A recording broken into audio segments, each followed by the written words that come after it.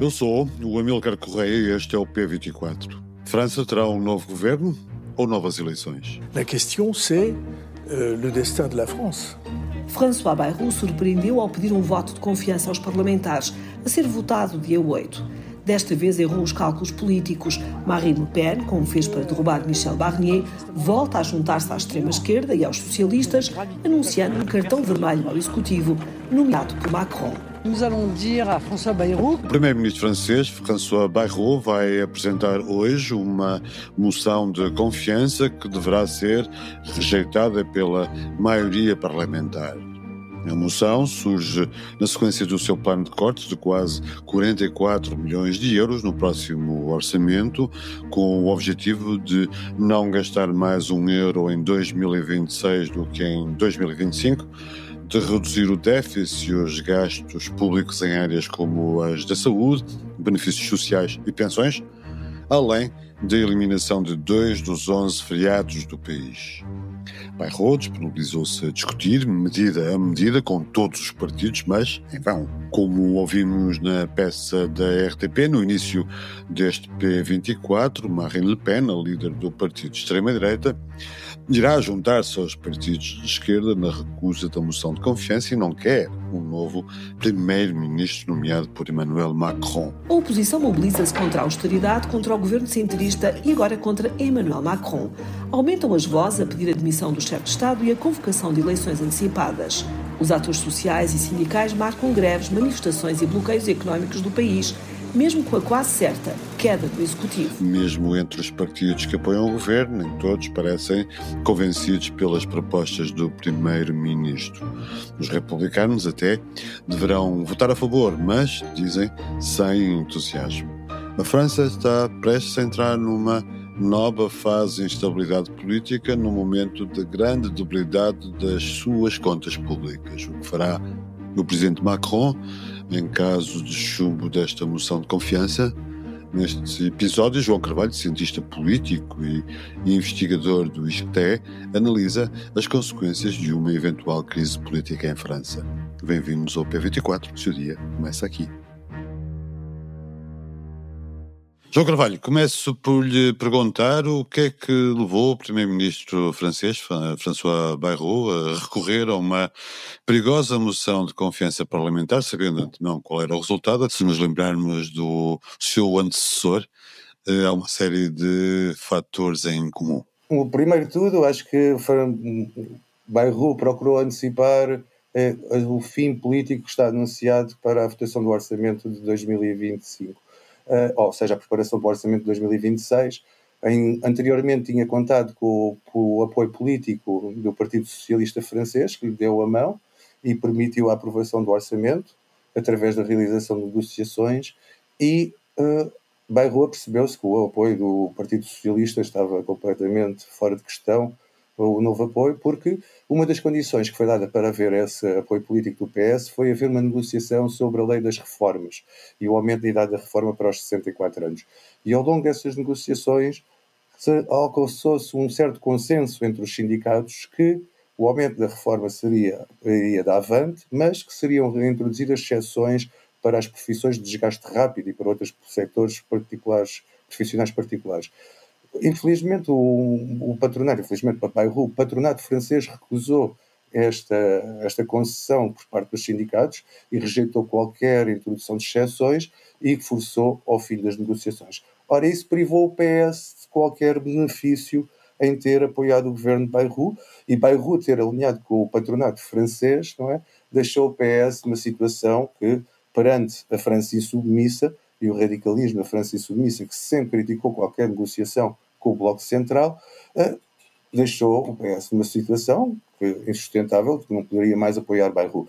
Bayrou, portanto, procurou antecipar o fim, provavelmente o fim da sua carreira política, porque não estou a ver mais oportunidades para um primeiro-ministro cuja taxa de popularidade, taxa de aprovação é somente de 18% dos cidadãos franceses, portanto, das mais baixas de sempre da história francesa. Por um lado, como dizes, antecipa o fim do governo que cairia com o orçamento. Por outro lado, há quem defenda que possa ser uma estratégia presidencial do atual primeiro-ministro, mas não acreditas nisso? De forma alguma. Da mesma forma que não acredito que Macron vá marcar eleições legislativas, será provavelmente a sua última medida, quer dizer, a penúltima. A última seria a marcação de eleições presidenciais e apresentar a sua demissão.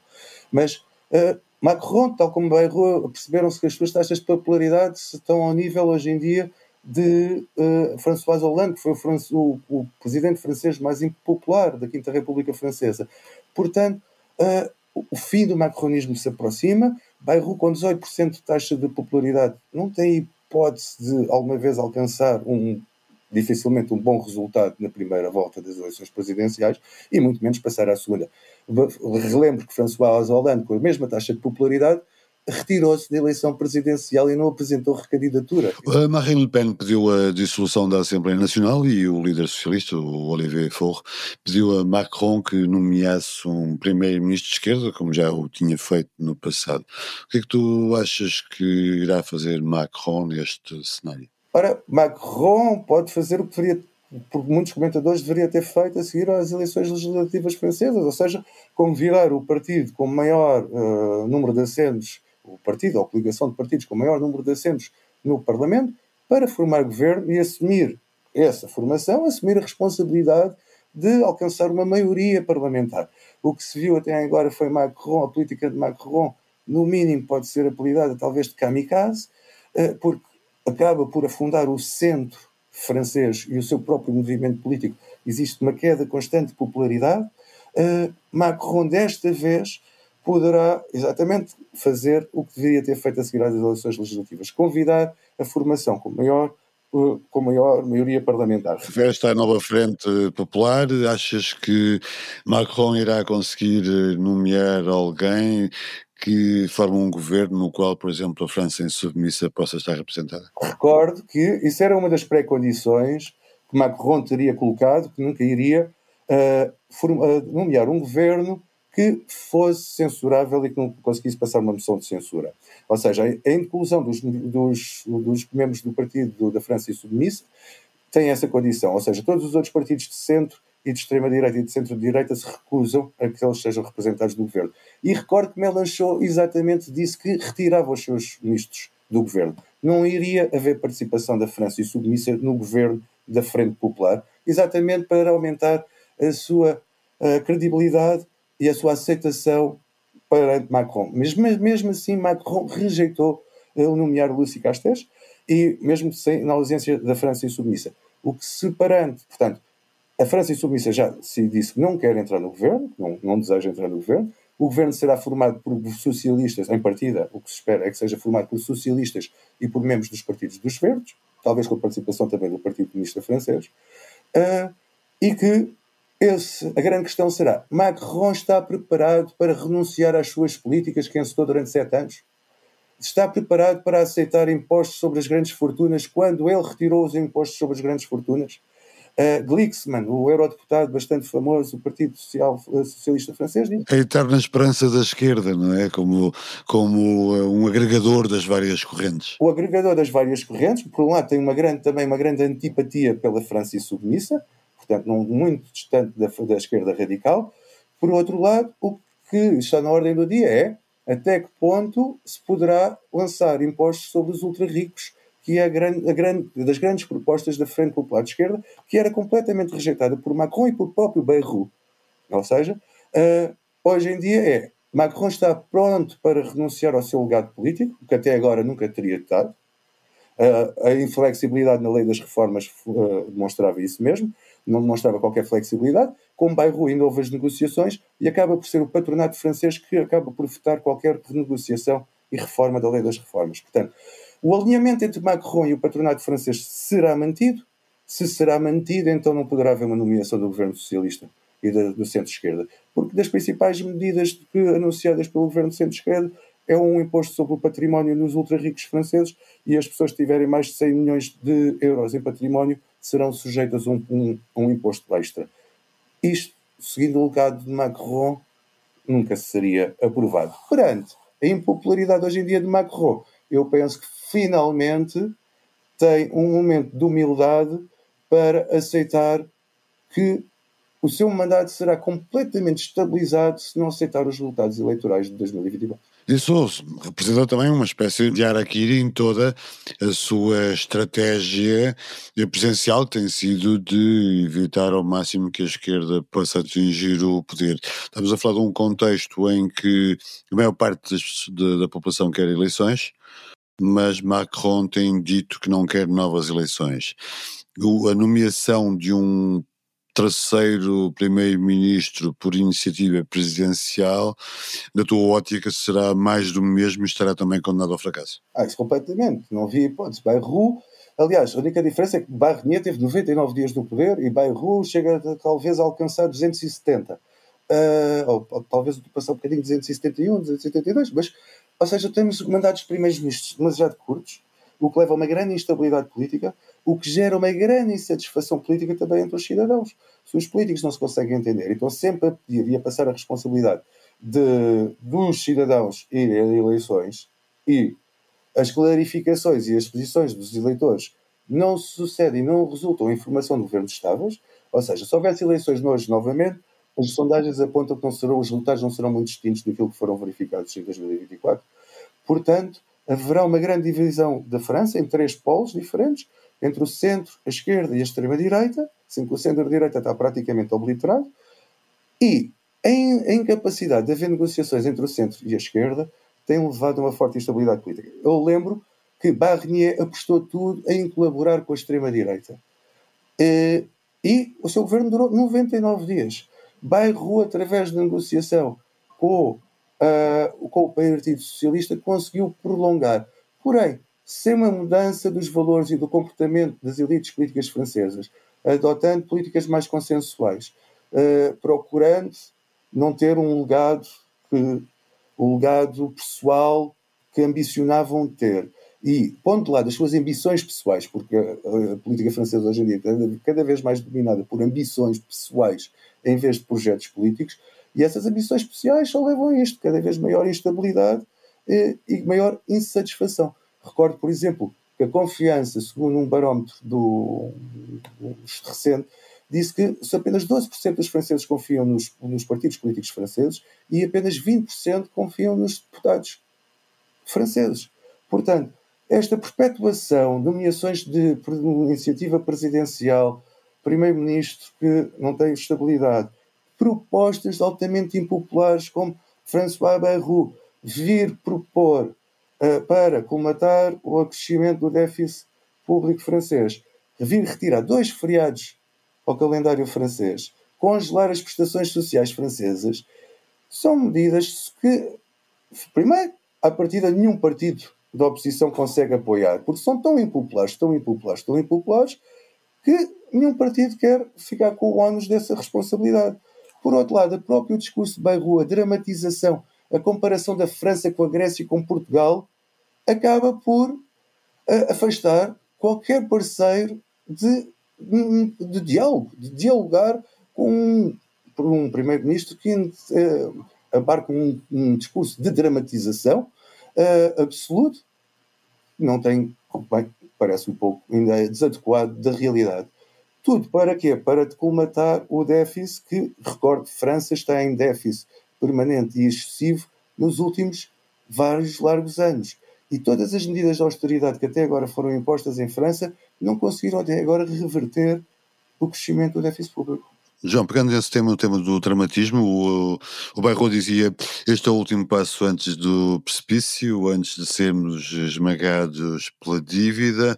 Esta semana havia um editorial do Le Monde no qual se dizia que esse medo, que esse resultou e que aconteceu o oposto. Aliás, a própria imagem do presidente na Riviera Francesa a fazer surf dava a entender uma tranquilidade que não perpassava no discurso do primeiro-ministro, e o governo pode cair 2 dias antes de uma grande manifestação nacional, no dia 10, que faz lembrar o movimento dos coletes amarelos e cuja organização é um bocadinho difusa. No fundo, a França, além desta conjuntura política, política pode enfrentar uma grande contestação social que pode provocar moças a vários níveis. Sem dúvida, como tu disseste, existe hoje em dia o crescimento de movimentos sociais não tradicionais na sociedade política francesa, da sociedade francesa, e esses movimentos não tradicionais estão fora das estruturas dos sindicatos, estão a competir hoje em dia pela representação da cólera popular, ou seja, do descontentamento, profundo descontentamento popular que existe na França, e têm assumido grandes proporções. E têm sido recebidos também com uma forte hostilidade por parte das autoridades francesas. Os coletes amarelos e a repressão policial exercida sobre os coletes amarelos, para mim, é apenas semelhante àquela que é exercida sobre os bairros populares, em que os cidadãos de origem imigrante são sujeitos a controles policiais e quando ainda existem motins, o nível de repressão. Portanto, o nível de repressão perante os coletes amarelos, para mim, foi impressionante, mas de certa forma comparável, análogo àquilo que já é visto em França. Mas para dizer o quê? Existe um nível de descontentamento hoje em dia em França que faz com que o governo francês e o descontentamento com a democracia em França seja maior do que aquele que é verificado em Itália, governados por Meloni. O descontentamento em França tem vindo a crescer desde François Hollande. Houve um balão de oxigênio com o primeiro mandato de Macron, mas o declínio que se assistiu desde então. E a ideia em França que a crise financeira e o crescimento da dívida pública e as medidas de combate têm sido muito desiguais e muito desproporcionais, na medida em que os mais favorecidos continuam protegidos e as classes médias e as classes populares têm sido muito desfavorecidas por estas políticas. Portanto, hoje em dia temos a Presidente da Assembleia Nacional do partido Macron a dizer que é a favor da justiça fiscal, porque existe uma percepção clara que os setores mais favorecidos da sociedade francesa pagam menos impostos em termos proporcionais do que a classe média e as classes populares. E uma das principais bandeiras da Frente Popular de Esquerda é exatamente promover a justiça fiscal e um equilíbrio, e que os esforços para reequilibrar o orçamento no futuro sejam através dos impostos aos ricos e não sobre os impostos à classe média e aos pobres. E hoje em dia, podemos dizer, o debate político hoje em dia em França é exatamente impostos sobre os ricos. Ainda por cima, estamos a falar num dia em que o Le Monde acabou por publicar um texto sobre os altos e elevados níveis de concentração de riqueza de Paris, que não tem qualquer tipo de comparação com outra cidade. João, obrigadíssimo por teres vindo a este P24 e por nos ajudar a perceber o que é que se está a passar em França. No regresso, após a pausa de verão, a Biblioteca de Bolso recebe um dos mais consagrados escritores portugueses, João Melo, num momento em que celebra 5 décadas de vida literária. Mais de 30 livros após a estreia, em 1975, com histórias da resistência, este autor açoriano continua muito ativo, tendo publicado em julho um novo livro de contos, A Nuvem no Olhar, e prepara-se para se estrear no final do mês no género diarístico, com Novas Fases da Lua, um volume que cobre o período de 2017 a 2024. Ouça o podcast Biblioteca de Bolso todas as segundas-feiras em público.pt ou nas plataformas de streaming. Obrigado por ouvir o P24. Voltamos amanhã. Para não perder os novos episódios, subscreva este podcast do Público na sua aplicação preferida. Para além deste programa, há mais para descobrir em público.pt/podcasts. O Público fica no ouvido.